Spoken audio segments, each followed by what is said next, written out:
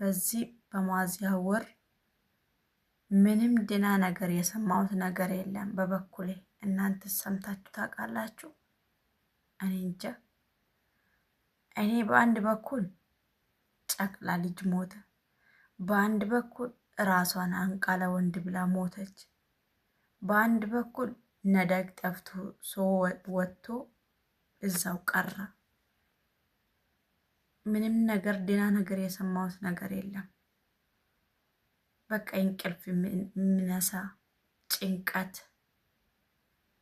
ሰላም የለም፣ እረፍት የለም። ስራ ስውል ሰላም የለም፣ ስራ ቦታ ሰላም የለም፣ እንቅልፌ ላይ ራሱ ሰላም የለም፣ ጭንቀት ብቻ። እኔ እንጃ፣ እኔ ብቻ ነኝ ይሁን እናንተም ጭምር ናችሁ? ከዚህ ቸሩ መድኃኔዓለም ይገላግለን።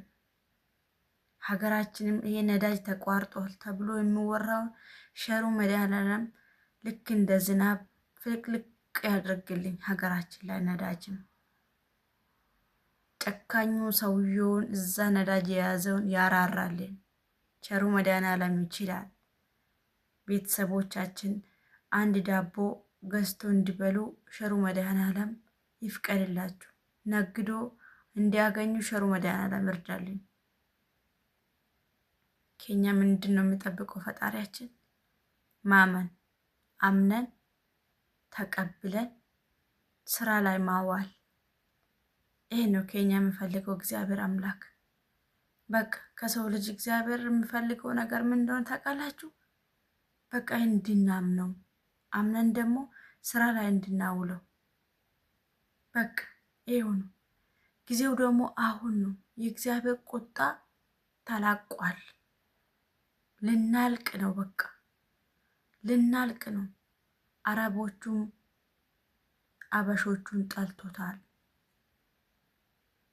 አይምጡብን እያሉ ነው። አይምጡብን እያሉ ነው። ሀገራችን ደግሞ አይንቀሳቀሱ፣ ወጥቶ አይግቡ፣ ቤት ውስጥ ተቀቅሎ ይሞቱ፣ ነዳጅ አይኖር፣ ገበያ አይኖር እያሉ ነው። ይችላል አይችልም? ጌታችን ኢየሱስ ክርስቶስ ሞትን ድል አድርጎ የተነሳ ይሄን ሁሉ ይሽራል አይሽርም? ይሽራል። ይሄን ሁሉ የምትሉት ሁላችሁም ይችላል በሉ። በቃ ቸሩ መድኃኔዓለም አንድ አምላካችን ይችላል። በየእምነታችሁ ደግሞ ጸልዩ፣ ተማጸኑ፣ ለምኑት። በቃ እግዚአብሔርን ለምኑት፣ ጸልዩት። እንጸልይ እስቲ። በደላችን ይቅር ይበለን። ይሄ